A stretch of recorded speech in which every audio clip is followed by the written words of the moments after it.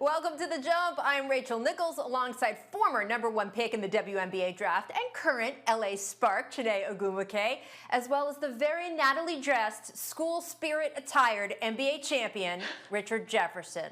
You're bringing it today, RJ. Bear down. Bear down. Going up, one of the Nuggets stars said if they're at full strength, there is no team that can beat them in a best-of-7 series. Do Chiney and Richard think Denver is even a legit title contender? We will discuss that. Stay tuned. First, though, Steve Kerr told reporters he is hopeful the league will allow the Warriors and the other 7 teams left out of the bubble in Orlando to hold mini camps of some kind in the near future. Kerr said if he was allowed to hold practice, that yes, Steph, Clay, and Draymond would participate. However, he balked at the idea of a summer league type tournament, saying that if they had no complaints about all the extended time off after 5 straight NBA Finals appearances. Meanwhile, Bulls' brand new EVP of basketball operations, Arturas Kanishevas, is pushing for something different. He said that for his squad, not playing any live action games for 8 months plus does put them in, quote, a competitive disadvantage. He also said he's been in active talks with the other teams not invited to Orlando to find some way to scrimmage. So 2 different points of view there, Richard. What do you think the NBA should do with the 8 teams left out of the bubble? Well, I think both of them are telling the truth. For the Golden State Warriors, they needed a break. They have studs, they have stars, they have guys that have tons of experience that they could take a break. They could use a break. For Chicago, you have a ton of young players that need experience to take 6 months off, 8 months off, to miss 40, 50, 60 games. That definitely hurts your development of your younger players. And so I see both sides of the argument. I think a summer league type tournament where you can have guys that if they want to play, you can even use a G League where you can combine teams and have them play games. Ultimately, you want to get these young players development, you want to get them games, you want to get them experience. But I think the story is different for both sides, and so you have to treat it with more of an option than saying that, hey, the Golden State Warriors need to go be a part of some tournament. I think balance is optimal here. I can sort of see the blessing and the curse. The blessing being that, you know, players, if you think about a team that would really be affected, like the Hawks, players like Trae Young that use extended amount of time to work on their body, work on their shots. We saw how great he was finishing at the rim. So for players, that's a good opportunity to sort of remold, reshape their game. But for the team, you know, you worry about the chemistry. That's the curse aspect.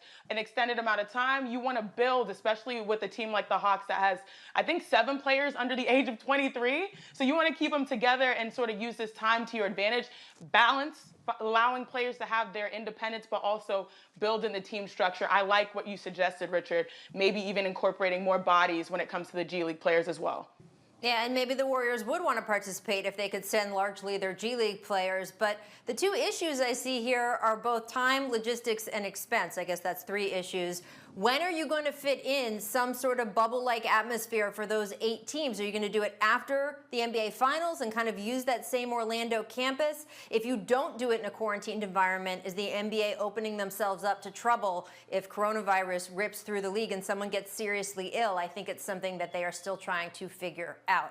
All right, guys, I want to move on to the Nuggets because Jamal Murray told reporters he believes his guys can win it all in Orlando. He said, quote, "We know we can go win the title. Me and the Joker, Nikola Jokic, of course, have been in Denver this whole time, working out. We don't think there is a team that can beat us in a 7-game series when we're playing our best." Do you consider the Nuggets legit title contenders? No, but I do believe that they believe that. And I love Jamal Murray. I love the entire Denver organization. I believe they have some real talent there. But this is one thing, and they are a very, very key example of home court advantage. If you're not playing at a mile high, and that's the advantage that they would have in a lot of home games because they're in better condition, they're playing at an elevation, and it's difficult for teams to come in there and play. So you take that completely out, and you make it a level playing field that they won't have an advantage. Now, Do they have a deep team? Do they have a great team? Do they have an all-NBA player? Do they have all-star caliber players like a Paul Millsap, who's a bit older, a Jamal Murray? Yes. But ultimately, I think that they are probably 1, maybe 2 more years away from being the title favorites. Do I believe that they could upset somebody? Yes, but not playing in Denver is a huge. That's a beautiful disadvantage compliment sandwich, Richard Jefferson. Now just back that up with the other slice of bread. I do agree. Denver, playing in Denver, I remember, as you know, Richard, playing in the Pac-10. I was the Pac-12 because I'm a little bit younger than you.